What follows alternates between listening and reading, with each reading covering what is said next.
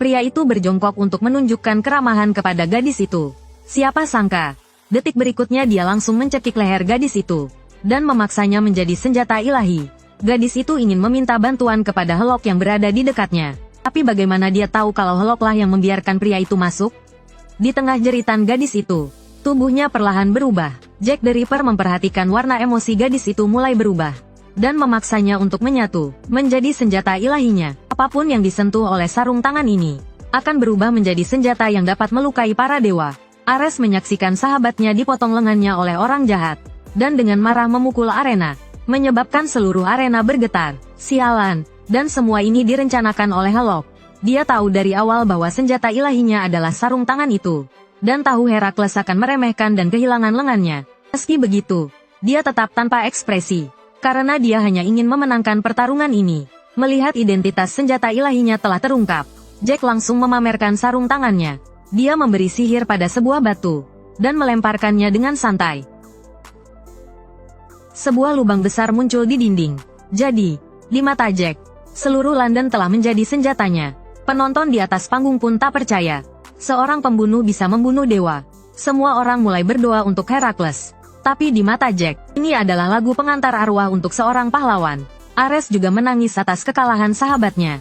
Tiba-tiba, sebuah tangan besar memukulnya hingga terlempar beberapa meter. Para dewa terkejut. Zeus berpikir bagaimana mungkin Herakles bisa kalah karena hal sepele ini.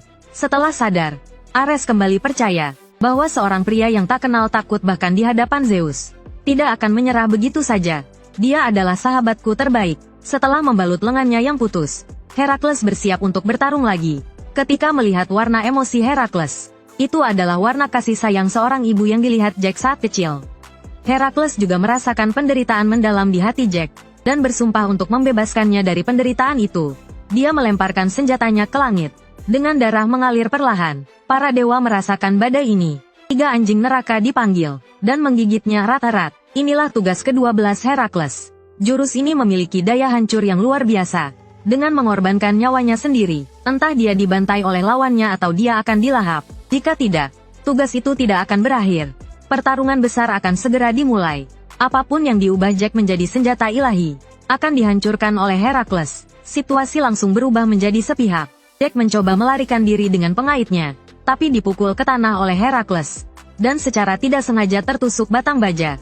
Jack mengerahkan seluruh tenaganya untuk mencabut batang baja itu.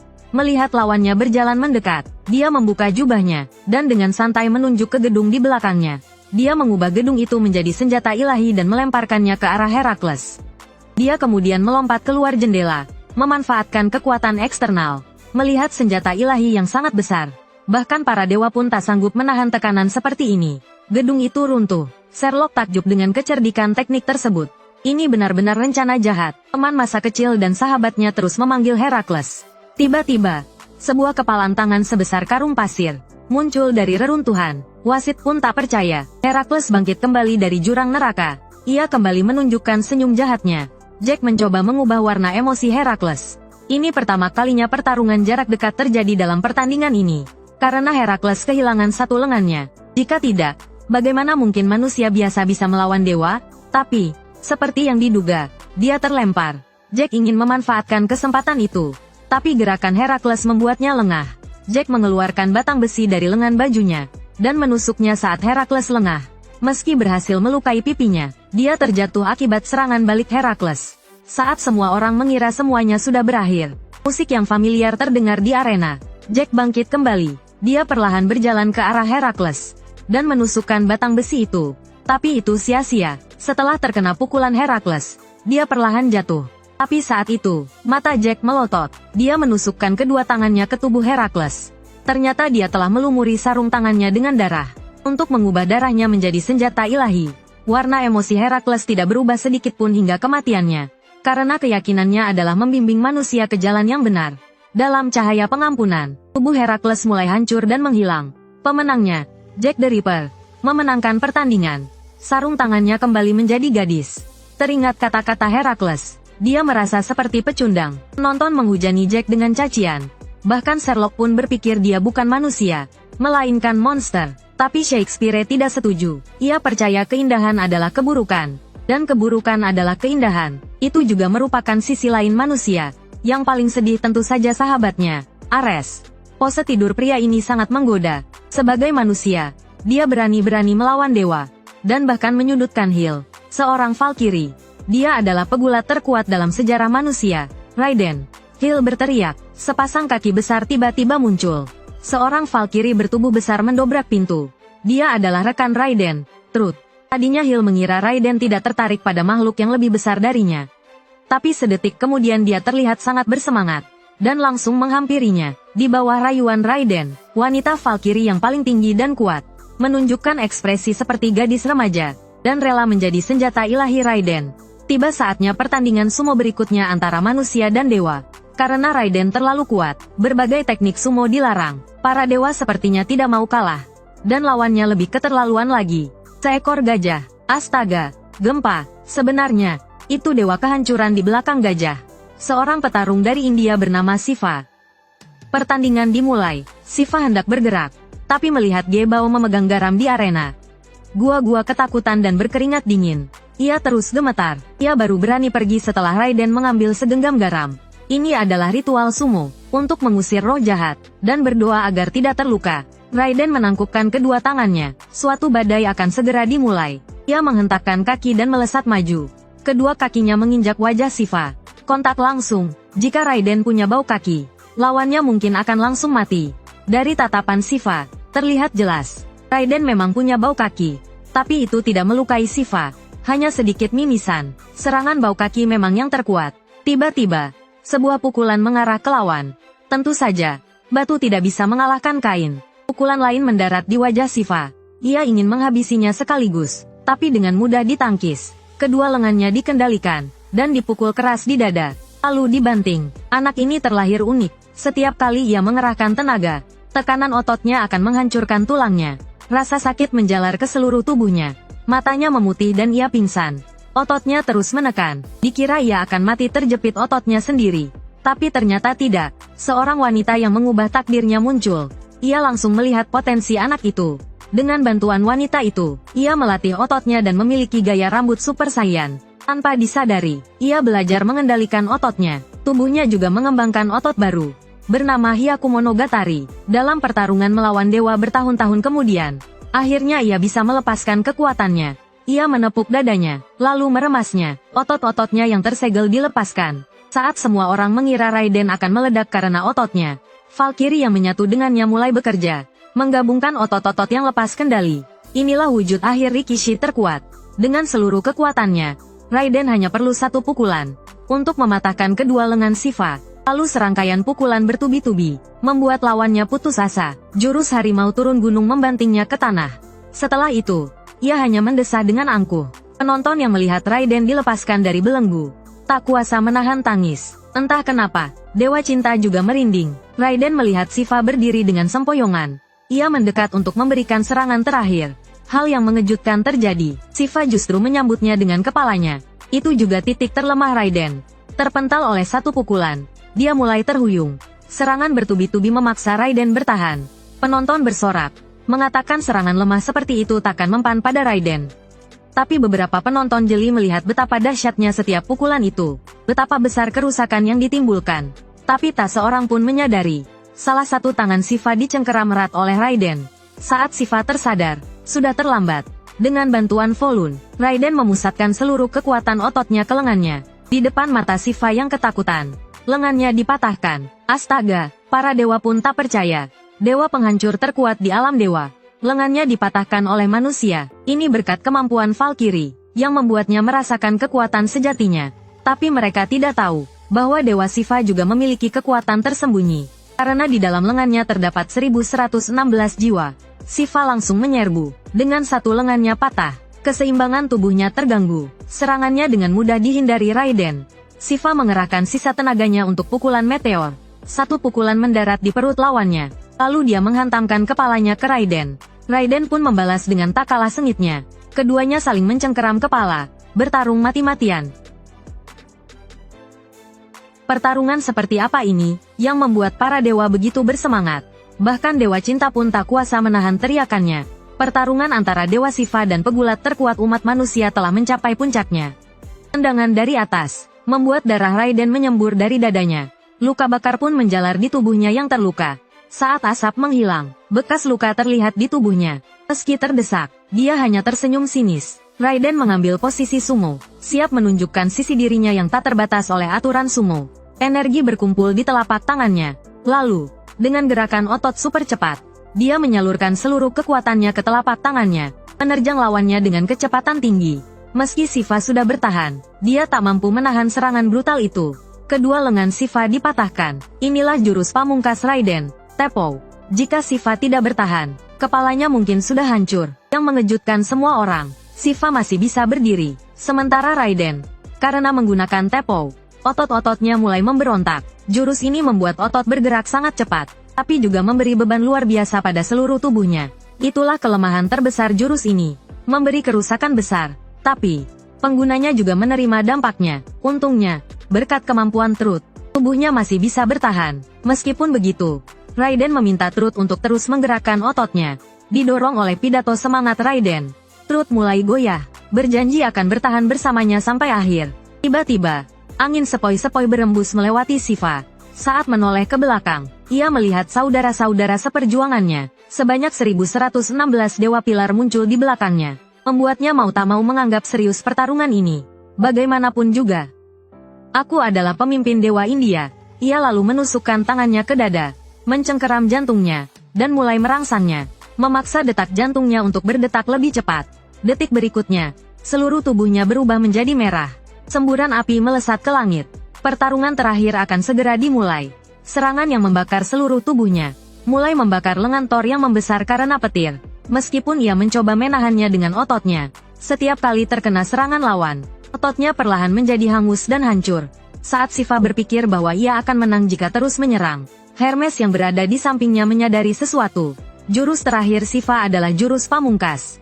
Dengan memaksa membangkitkan kekuatan sejatinya, membakar nyawanya sendiri sebagai bayarannya. Jika terus terbakar, pada akhirnya ia akan hangus menjadi abu. Karena pertarungan sebelumnya, otot Thor juga sudah mencapai batasnya. Ia masih bisa berdiri, berkat kemampuan sakti Brunhilde, di tengah sorak-sorai kedua belah pihak. Keduanya bertarung dengan membakar nyawa mereka sendiri. Thor, yang sudah hampir mencapai batasnya, memfokuskan seluruh kekuatan ototnya di telapak tangannya, bersiap untuk menggunakan Geirot Thor's Hammer sekali lagi. Meriam besi mencoba digunakan lagi. Tanpa diduga para dewa, kali ini Shiva berniat untuk menghadapinya secara langsung. Namun, hasilnya mengejutkan semua orang. Seluruh lengan Thor hancur berkeping-keping. Sampai pada titik ini, ia menyadari bahwa ia telah mencapai batasnya. Tanpa penyesalan sedikit pun, ia meminta Brunhilde untuk melepaskan Volund mereka. Brunhilde telah membuat keputusan sejak lama, untuk menemani pria yang dicintainya. Shiva memberikan penghormatan terakhir kepada Thor, dengan memenggal kepalanya. Meskipun kepala dan tubuhnya terpisah, tubuhnya tetap berdiri tegak, hingga berubah menjadi hijau pucat dan mulai hancur, menghilang dari arena. Dewa Zeus tidak pernah menyangka, bahwa Buddha, pemimpin tertinggi dunia Buddha, akan berkhianat dan memilih membantu manusia.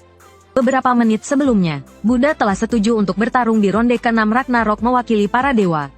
Benar, dia memang setuju dan memang bertarung. Namun, ia tidak mewakili para dewa, melainkan mewakili umat manusia. Kau memandang rendah kami, apa yang kau bicarakan? Dewa bodoh, mundur dan jangan mempermalukan para dewa. Jika para dewa tidak mau menyelamatkan manusia, biar aku yang melakukannya. Dewa yang menghalangi akan kuhabisi. Ternyata, Buddha diam-diam membantu manusia sejak awal. Manusia bisa bergabung dengan Valkyrie, dan menggunakan Volund, berkat teknik rahasia tertinggi Buddha, Mahaparinirvana. Teknik ini memungkinkan kedua belah pihak untuk saling mempercayakan takdir mereka, sehingga memunculkan kekuatan yang mampu melawan para dewa. Dan belum lama ini, Dewa Licik Loki telah mengetahui semuanya, dan berkonfrontasi langsung dengan Buddha. Apakah kau pengkhianat? Memangnya kenapa kalau iya?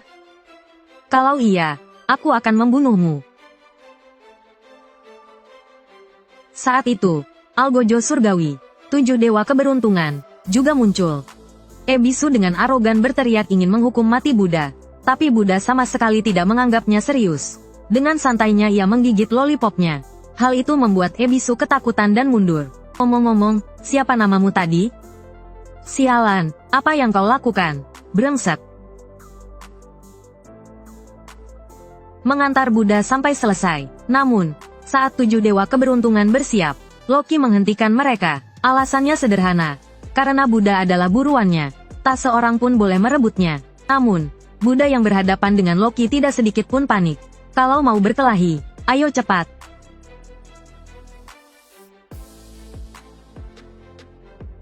Saat itu, Sasaki Kojiro dan Okita Souji datang membantu. Kedua belah pihak bersiap siaga, seolah-olah siap berperang kapan saja.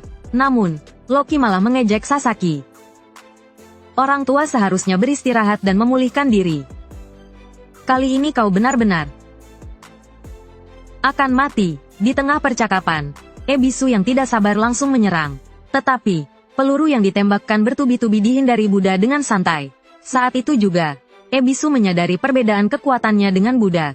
Namun, selanjutnya, Loki memanggil sabit Vafthrudnir miliknya. Okita Souji segera maju untuk melawannya. Pertarungan besar antara keduanya akan segera dimulai. Tapi saat itu juga, hentikan. Benar, Dewa Zeus datang bersama Odin. Dia berkata, apapun yang terjadi, sebagai dewa, kalian tidak boleh bertengkar saat ini. Apa-apaan ini, kami, Algojo Surgawi, tidak perlu mendengarkan perintahmu. Cukup sampai di sini.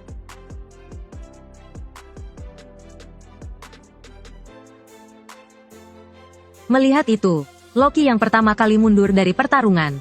Dan Dewa Zeus tidak tahu bahwa Buddha telah membelot. Saat dia mengingatkan Buddha untuk tidak membuat masalah, jawaban Buddha adalah, yang bisa memerintahku di langit dan di bumi hanyalah aku sendiri. Buddha tidak menyangka, serangan Raja Iblis ke-6, Hajun, mampu menembus pertahanan 6 alam, membuat mata kirinya buta sepenuhnya. Dan para dewa saat itu juga teringat akan ketakutan yang pernah mereka rasakan saat diperintah oleh Hajun. Ternyata, Hajun adalah monster yang ada sejak awal kelahiran Helheim. Dia pernah menghancurkan setengah Helheim sendirian. Dan sekarang, Hajun yang menyatu dengan Zero Fuku jauh lebih kuat. Detik berikutnya, tangan kanan Hajun memunculkan kapak berlumuran darah. Dia menyerang membabi buta sisi kiri Buddha yang buta. Hukuman mati, harus diakui. Meskipun taktik Hajun licik, Buddha tidak berdaya melawannya. Saat itu, Hajun yang merasa bosan bahkan mengejek, mengatakan Buddha lemah dan tak berdaya. Hal ini membuat Hajun semakin lantang berteriak ingin menghukum mati Buddha.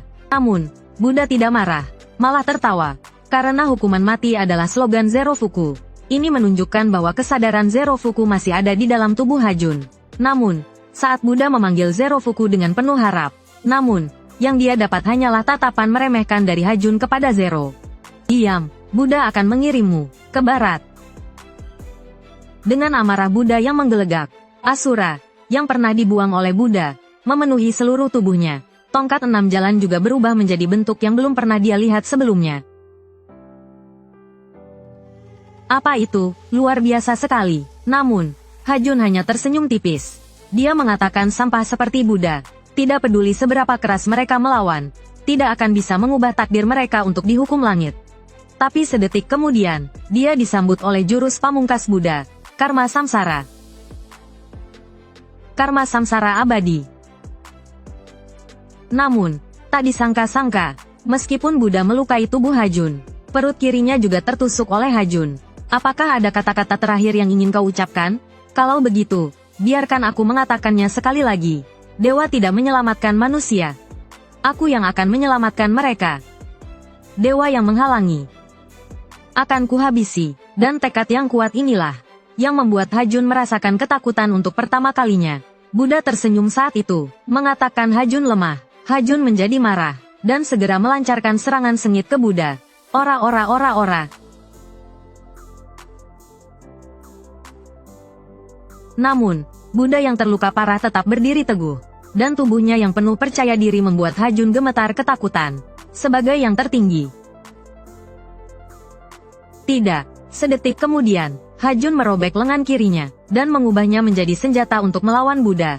Menghadapi karma samsara yang datang menerjang, Hajun hanya mengayunkan pedangnya dengan santai, dan mengembalikan tongkat 6 jalan ke bentuk aslinya. Dan yang lebih menyedihkan lagi, tebasan kedua Hajun menghancurkan tongkat 6 jalan sepenuhnya. Namun, di dunia kesadaran Buddha, tiba-tiba muncul sebuah lengan.